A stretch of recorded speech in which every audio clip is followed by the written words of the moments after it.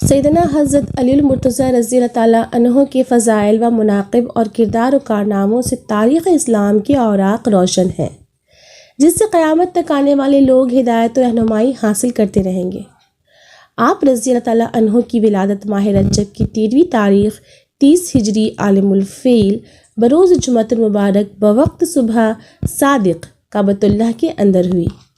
آپ کا نام علی لقب حیدر مرتضیٰ کنیت ابو الحسن اور ابو تراب ہے۔ آپ رضی اللہ تعالیٰ عنہ کا نسب حضور صلی اللہ تعالیٰ علیہ وآلہ وسلم کے بہت قریب ہے۔ آپ رضی اللہ تعالیٰ عنہ کے والد ابو طالب اور حضور صلی اللہ تعالیٰ علیہ وآلہ وسلم کے والد ماجد حضرت عبداللہ دونوں حقیقی بھائی تھے۔ آپ رضی اللہ تعالیٰ عنہ کی والدہ ماجدہ بنت اسد بن ہاشم تھیں۔ ماں باپ دونوں طرف سے آپ رضی اللہ تعالیٰ عنہ ہاشمی ہیں۔ آپ سیدنا حضرت علی کرم اللہ وجہ کے چہرے پر مسکراہٹ اور پیشانی پر سجدے کے نشان نمایاں تھے۔ معمولی لباس زیب بدن فرماتے، گفتگو علم و حکمت اور دانائی سے بھرپور ہوتی۔ بچپن سے نہ صرف حضور صلی اللہ تعالیٰ علیہ وآلہ وسلم کے ساتھ رہے بلکہ آپ صلی اللہ تعالیٰ علیہ وآلہ وسلم ہی کے آغوش محبت میں پرورش پائی۔ آپ صلی اللہ تعالیٰ علیہ وآلہ وسلم نے ان کے ساتھ بالکل فرزند کی طرح معاملہ کیا اور اپنی دامادی کا شرف بھی عطا فرمایا۔ حضور صلی اللہ تعالیٰ علیہ وآلہ وسلم کی سب سے چھوٹی اور لاڈلی بیٹی خاتون جنت سیدہ فاطمہ الزہرا کے ساتھ آپ رضی اللہ تعالیٰ عنہ کا نکاح ہوا۔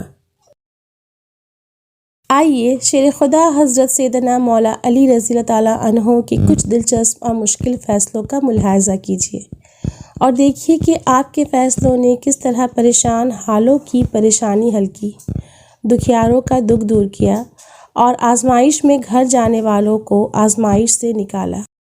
غلام کون ہے؟ یمن کے ایک آدمی نے اپنے لڑکے کو سفر پر بھیجا تو اس کے ساتھ ایک غلام بھی روانہ کیا۔ راستے میں کسی بات پر دونوں میں جھگڑا ہو گیا۔ کوفہ پہنچ کر غلام نے دعویٰ کر دیا کہ یہ لڑکا میرا غلام ہے اور میں اس کا آقا ہوں۔ یہ کہہ کر اس نے لڑکے کو بیچنا چاہا۔ جب یہ مقدمہ حضرت علی رضی اللہ تعالیٰ عنہ کی خدمت میں پیش ہوا تو آپ نے اپنے خادم سے فرمایا، کمرے کی دیوار میں 2 بڑے سوراخ بناؤ اور ان دونوں سے کہو اپنے اپنے سر ان سوراخوں سے باہر نکالیں۔ جب دونوں نے اپنے سر سوراخوں سے باہر نکال لیے تو حضرت علی رضی اللہ تعالیٰ عنہ نے خادم سے فرمایا، رسول اللہ صلی اللہ تعالیٰ علیہ وآلہ وسلم کی تلوار لے آؤ۔ خادم تلوار لایا تو آپ نے خادم سے کہا، غلام کا سر کاٹ ڈالو۔ یہ سنتے ہی غلام نے فوراً اپنا سر پیچھے کر لیا، جبکہ لڑکا اسی طرح کھڑا رہا۔ یوں آپ کی حکمت عملی سے معلوم ہو گیا کہ غلام کون ہے۔ جھوٹے گواہ بھاگ گئے۔ ایک مرتبہ حضرت علی رضی اللہ تعالیٰ عنہ کے پاس ایک شخص کو چوری کے الزام میں لایا گیا۔ ساتھ گواہی دینے کے لیے 2 گواہ بھی موجود تھے۔ حضرت علی رضی اللہ تعالیٰ عنہ دوسرے کام کی طرف متوجہ ہو گئے۔ پھر آپ نے جھوٹے گواہوں کے بارے میں فرمایا، جب میرے پاس جھوٹا گواہ آیا ہے تو میں نے اسے سخت سزا دی ہے۔ کچھ دیر بعد آپ نے ان دونوں گواہوں کو طلب کیا تو معلوم ہوا کہ وہ دونوں جھوٹے گواہ پہلے ہی فرار ہو چکے ہیں، لہٰذا آپ نے ملزم کو بری کر دیا۔ اونٹ کیسے تقسیم ہوں گے؟ ایک مرتبہ حضرت سیدنا علی رضی اللہ تعالیٰ عنہ کے پاس 3 آدمی آئے اور کہنے لگے، ہمارے پاس 17 اونٹ ہیں، ایک کا حصہ کل اونٹوں کا آدھا ہے، دوسرے کا حصہ تہائی ہے اور تیسرے آدمی کا حصہ سب اونٹوں میں 9واں ہے۔ آپ ہمارے درمیان اونٹ تقسیم کیجیے، مگر شرط یہ ہے کہ انہیں کاٹنا نہ پڑے۔ حضرت علی رضی اللہ تعالیٰ عنہ نے بیت المال سے 1 اونٹ منگوایا۔ اب 18 اونٹ ہو گئے۔ پہلا شخص جس کا حصہ تمام اونٹوں میں آدھا تھا اسے 18 کے آدھے یعنی 9 اونٹ دے دیے۔ دوسرا شخص جس کا حصہ تہائی تھا اسے 18 کا تہائی یعنی 6 اونٹ دے دیے۔ پھر تیسرا شخص جس کا حصہ کل اونٹوں میں 9واں تھا اسے کل اونٹوں کا 9واں حصہ یعنی 18 میں سے 2 اونٹ دے دیے۔ اس طرح آپ رضی اللہ تعالیٰ عنہ نے حسن تدبیر سے ایک مشکل مسئلے کا فیصلہ کر دیا اور 9, 6 اور 2 اونٹ ملا کر کل 17 اونٹ ان تینوں میں تقسیم کر دیا اور کسی اونٹ کو کاٹنا بھی نہ پڑا۔ ایک اونٹ جو باقی بچا اسے بیت المال میں واپس پہنچا دیا گیا۔ 1 درہم ملا۔ 2 شخص صبح کے وقت کھانا کھانے کے لیے بیٹھے تھے۔ ایک کے پاس 5 روٹیاں جبکہ دوسرے کے پاس 3 روٹیاں تھیں۔ اتنے میں ادھر سے ایک شخص گزرا۔ ان دونوں نے اس کو بھی اپنے ساتھ بٹھا لیا اور تینوں نے وہ 8 روٹیاں مل کر کھا لیں۔ تیسرے شخص نے جاتے ہوئے 8 درہم ان دونوں کو دیے اور کہا، میں نے تمہارے ساتھ جو کھانا کھایا اس کی یہ قیمت ہے، تم اسے آپس میں تقسیم کر لو۔ اب دونوں میں تقسیم پر جھگڑا ہوا۔ 5 روٹیوں والے شخص نے کہا، میں 5 درہم لوں گا کہ میری روٹیاں 5 تھیں، اور تم 3 درہم لو کہ تمہاری روٹیاں 3 تھیں۔ دوسرے نے کہا، نہیں، رقم آدھی آدھی تقسیم ہوگی۔ دونوں یہ معاملہ لے کر حضرت علی رضی اللہ تعالیٰ عنہ کی خدمت میں حاضر ہوئے۔